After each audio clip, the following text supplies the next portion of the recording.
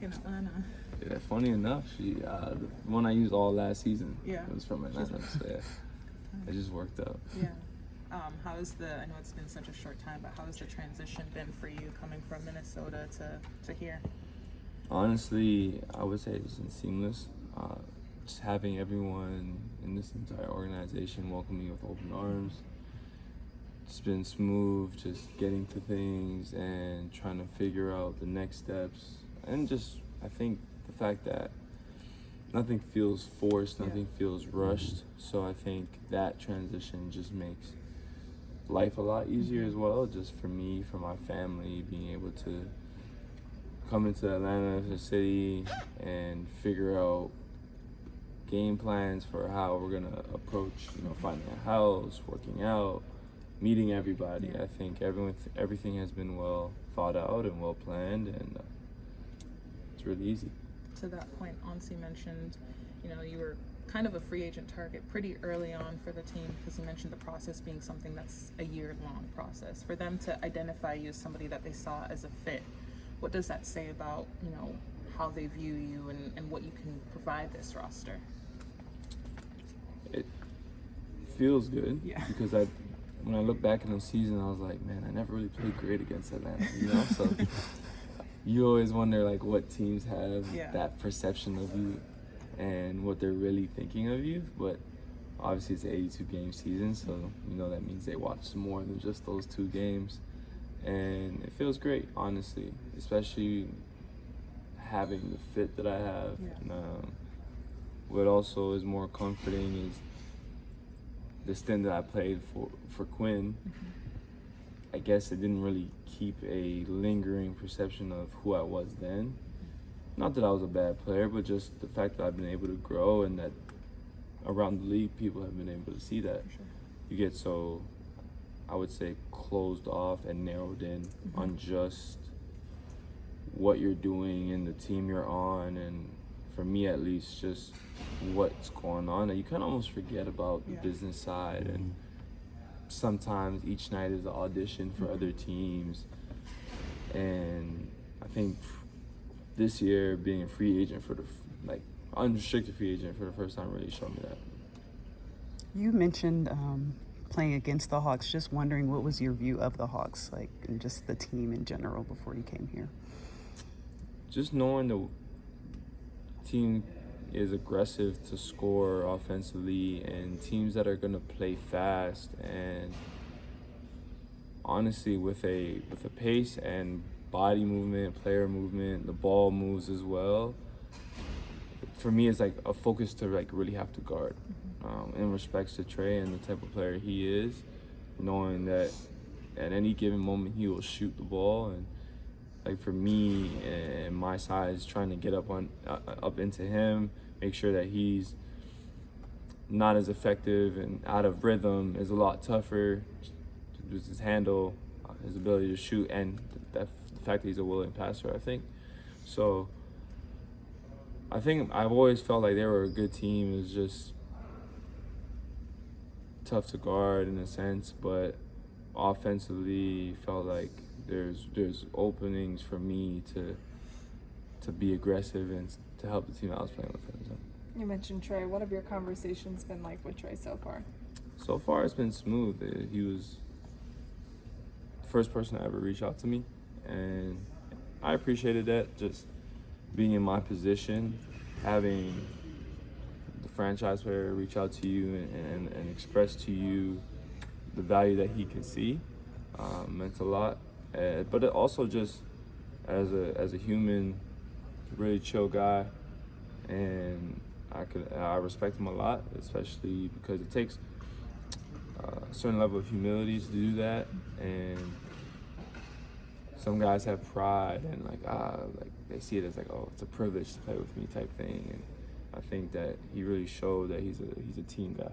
You're part of an organization that made a bunch of different off-season moves, obviously including yourself. How exciting is it to be a part of a group like this right now? Honestly, it's very exciting. It's very, very exciting. And sometimes as I'm going through this process, now it's starting to really set in. And it's starting to feel more and more real. But all in all, it makes me more and more engaged.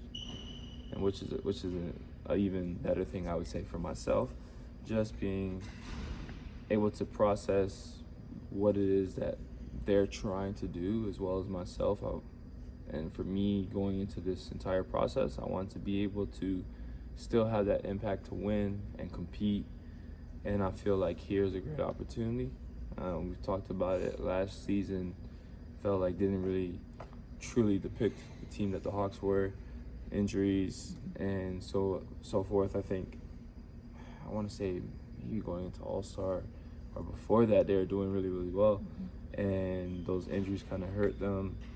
But I felt like that was a team that had a lot of potential, especially with the staff, the players, Jalen, Trey, Dre before he got traded. From when he was with us in training camp, or with Minnesota in training camp, he impressed me as well. So I definitely feel like this team has just a lot of versatility in adding KP and adding Luke, and I'm just happy that so far everyone I've met has been good people as well. When you talk about defense, specifically perimeter defense, obviously the Hawks have one of the premier perimeter defenders in Dyson. Have you been able to speak to him yet? And what do you think it's like to be able to pair with a guy like him, and you coming here and you all having the pairing of being able to lock down defensively, especially on the perimeter? Funny enough, I actually ran into Dyson in LA before I talked to any teams or anything, and I was just getting food in line, and he came up to me, and I was surprised. I was on my phone texting, and to me it was like that was really cool of him, because we haven't really gotten the chance to ever really speak like that. So for him to just come up to me, say what's up, just show the type of person that he is, like off the court for one, and then on the court, really have a lot of respect for the way he's been able to kind of, and for me, coming from New Orleans and go through a little bit of struggle and then turn it around and then find it defensively is inspiring in a sense, because I feel like we walk the same paths, so to speak, and I definitely have that understanding of him as a player, and I'm excited, honestly. I love defending now, and I know that he's somebody that I can learn from, especially with how he's able to read passing lanes. It seems like he's everywhere. Just that period where he's having 7 steals, 5 steals, video game numbers defensively, and that's something that I can really add to my game. And I feel like having 2 pieces like that, and I texted him when he welcomed me, just excited to get on the court and to defend and to cause havoc. That's like a tandem. I was going to ask about Dyson and just the trajectory he had last season, coming in, being known for his defense, but then kind of fitting into the system that Quinn has sort of built. How do you see Quinn's system maybe helping you unlock some of your offensive tools? I think the fact that he wants everyone to be aggressive, and it's organized chaos and it's freedom, but at the same time, everyone's playing with each other. You look at teams that have been successful, especially last season with Pacers and the Thunder. Those are teams that everybody's live, everybody's aggressive. I think Quinn is a basketball mind, and you see his gears turn when he thinks the game, when he talks about the game, the passion that he has towards it, which is exciting for me because I want to get better, I want to improve, and offensively and defensively. And I feel like he has set that runway for me to really try to take off and to grow as a player. He's openly said, I'm going to challenge you to do things that you didn't do, and you're going to have to get comfortable with that. And I feel like just small things like that is what's going to allow me to really grow, because I'm stepping outside of that comfort zone. Does it feel like you have a head start because you have that previous relationship, you understand the terminology and that sort of thing, so you can make an impact maybe faster with this team? Terminology speaking, yes. It's very much different from any other NBA team. And I feel like everyone kind of knows that. And so terminology-wise, I definitely do. Yeah, I think from what I've seen, it's not much different. It's just getting more accustomed and reacclimated with the groove of it, the concepts, thinking about it, trying to breathe it, live it, so then it just becomes natural. Minnesota fans really embraced you and just appreciated your effort. What was it like for you to join that fan base and join that team and have that fan base kind of support you that way they did? It felt great, and honestly felt like that move to Minnesota really changed the trajectory of my entire life and my career. I feel really, really, really grateful to have been there, for the organization and the fans to really just embrace me like that, the way they did. Prior to that, and being able to play like 82 games in 2 seasons in a row, for me, it was a lot of DNPs. And so just to have that opportunity to go out there and play every night. And for me, it was just about like giving the game all I had. And like they seen that, they appreciated me for that, and I appreciate them for backing me. What sort of lent that durability to your game and your ability to be available? Like, what did you do to sort of prepare yourself for that? I think the approach I just took to like taking care of my body, and more so, just for me, started with how can I improve, and it didn't really start off as like I want to play 82 games. That was never a goal for me. I think that was just more like well, you have to, in a sense, because for me, I just didn't really play like that. So anytime I can get a chance to go out there and play, I was going to take that opportunity, and knowing like what it feels like to want to be out there and just not. So for me, taking care of my body, lifting, different things that my trainer and them has come up with, just feet exercises, ankle exercises, small things like that. So I have a good solid foundation to protect my body. What do you appreciate about Onsi's vision for this franchise? Honestly, the optimism and the belief and the faith. Outside of a vision, and for myself being Christian, you understand that like nothing really moves without faith. And just the fact that he could believe in everybody and give us all the space.